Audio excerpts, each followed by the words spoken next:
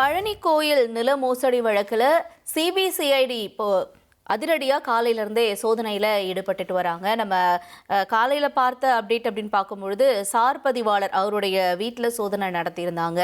இன்னும் சிலரிடமும் இந்த சோதனை நீடிக்குது அப்படிங்கிறதெல்லாம் நம்ம தொடர்ந்து பார்த்துட்டு இருந்தோம். இப்போ அதற்கான அப்டேட்டும் அடுத்தபடியாக கிடைச்சிருக்கு. பழனி சார் பதிவாளர் அலுவலகத்தில் சிபிசிஐடி எஸ்பி சஜிதா அதிரடி ஆய்வை நடத்திட்டு வராங்க அப்படிங்கிற அடுத்த கட்ட தகவலை பார்க்கிறோம். விவரங்களோட செய்தியாளர் சரவணனும் இணைந்திருக்கிறார்.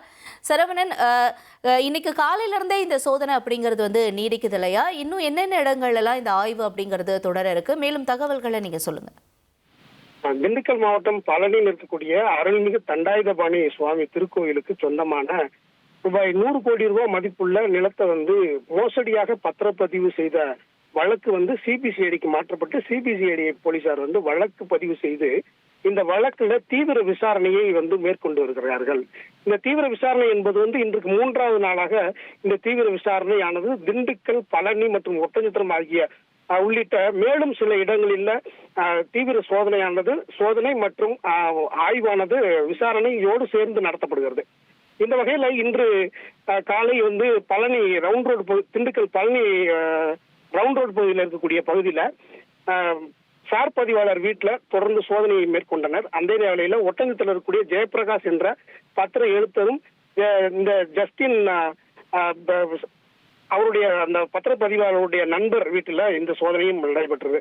இந்த நிலையில பழனி சார் பதிவாளர் அலுவலகத்துக்கு இன்று சிபிசிஐடி மாவட்ட காவல் கண்காணிப்பாளர் சஜிதா தலைமையில 10க்கும் மேற்பட்ட அதிகாரிகள் ஒரு குழுவாக தற்போது விசாரணை மேற்கொண்டு வருகின்றனர். அவர்கள் உள்ளே நுழைந்தவுடன் வெளிநபர்கள் யாரும் உள்ளே வராதவாறு கதவுகளை எல்லாம் அடைத்து விட்டார்கள்.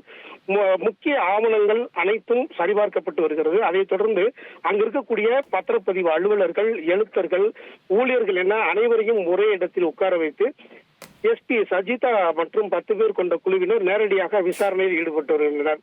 இந்த சர்ச்சைக்குரிய 100 கோடி ரூபாய் நில பத்திரப்பதிவு எப்படி நடைபெற்றது, அதற்கு துறை நின்ற அதிகாரிகள் யார், அவர்கள் எல்லாம் எவ்வாறு இந்த ஆவணங்களை கையாளப்பட்டார்கள் என்பது குறித்து ஒவ்வொருவரும் தனித்தனியாக விசாரணை நடந்து வருகிறது.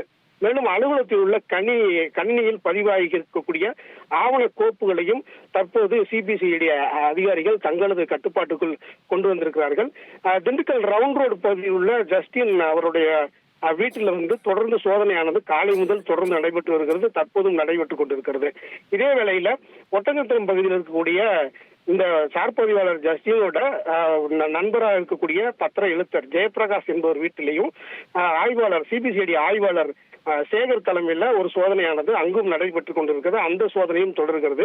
அதே வேளையில இந்த பத்திரத்தை எழுதி வாங்கிய, அதாவது இந்த நிலத்தை மோசடியாக எழுதி வாங்கியவர்கள் மற்றும் அந்த மோசடியாக எழுதி வாங்கிய அந்த பத்திரத்தில் சான்றுப்பமிட்டவர்கள், அதாவது சாட்சியாக கையெழுத்திட்டவர்கள் உள்ளிட்டவர்களையும் யார் என்று பார்த்து அவர்களிடமும் இந்த சிபிசிஐடி விசாரணையானது நீண்டு கொண்டே போயிருக்கிறது.